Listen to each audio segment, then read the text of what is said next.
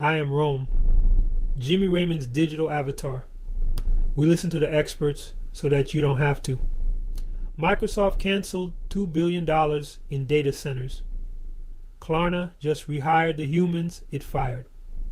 Starbucks scrapped its AI inventory system entirely.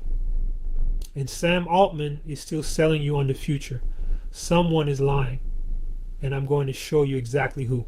Here's what I need you to understand before anything else. When one tech CEO makes a mistake, that's a mistake. When the same CEOs of Microsoft, Klarna, Duolingo, Salesforce, and Uber all make the exact same reversal at the exact same time, that is a signal. We need to pay attention when multiple tech CEOs make the same decision. This is not coincidence. This is a reckoning. And the reckoning is happening right now in 2026 behind closed doors. Let's start with something small, because sometimes the smallest failure is the most revealing. Starbucks rolled out an AI-powered inventory system across 11,000 stores.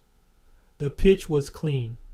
Instead of employees manually counting every bottle of syrup and carton of milk, a handheld device with AI image recognition would scan the shelf and count everything automatically, 8 times faster, 99% accuracy. Their CTO said it would let workers spend more time connecting with customers. 9 months later, Starbucks sent an internal newsletter to all 11,000 stores. Go back to counting by hand. The AI mixed up almond milk and oat milk. It skipped visible items like peppermint syrup. Workers had to verify everything the AI counted, meaning they did the job twice. One AI system, 11,000 locations, 9 months, zero net value. Klarna's CEO made headlines in early 2024. Their AI chatbot was doing the work of 700 full-time customer service agents. 2.3 million conversations in its first month. The company slashed its workforce from over 7,000 people down to 3,000. 15 months later, he told Bloomberg something very different. The AI first push had destroyed the quality of their customer service. They launched a rehiring drive. Then there's Microsoft.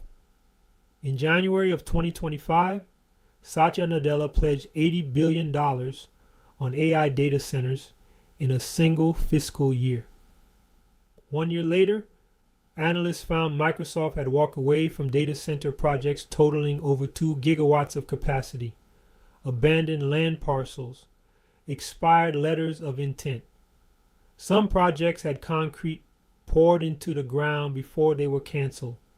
Nadella himself admitted it. There will be an overbuild of AI infrastructure.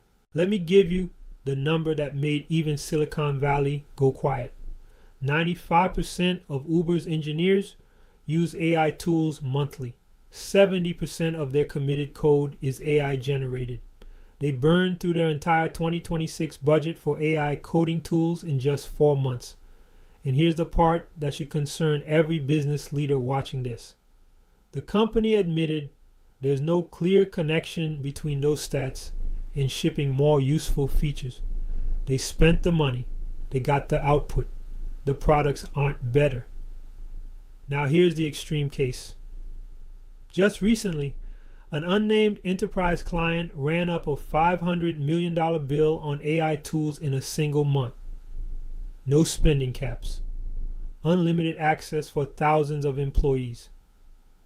MIT's research found that 95% of enterprise AI projects deliver zero measurable return on investment. Zero. Now here's where it gets important. The people who built this technology are walking back their own predictions. Sam Altman spent 2 years telling everyone AI would replace nearly half of all work tasks. Then at a conference in Sydney, he said he was delighted to be wrong. Dario Amodei, CEO of Anthropic, said in 2025 that AI could eliminate half of all entry-level white-collar jobs within 5 years. Now he's reframing AI as something that expands human work, not replaces it. Mark Zuckerberg, who committed tens of billions to AI infrastructure, now admits this could follow the same pattern as past infrastructure bubbles. Jamie Dimon says AI companies are massively overvalued. Ray Dalio says we are clearly in the early stages of an AI bubble. And Goldman Sachs ran the numbers. $19 trillion added to AI exposed company valuations since 2022. Their analysts called it, "This looks a lot like the dot-com bubble. The consequences aren't just financial, they're legal." A Pizza Hut franchisee running 111 locations filed a $100 million lawsuit against the parent company. Before the AI dispatch system, over 90% of deliveries arrive within 30 minutes. After the AI, about 50% took 45 minutes or longer. Same-store sales swung from double-digit growth to nearly negative 10%. Air Canada lost a tribunal case because their chatbot invented a bereavement fare policy that didn't exist.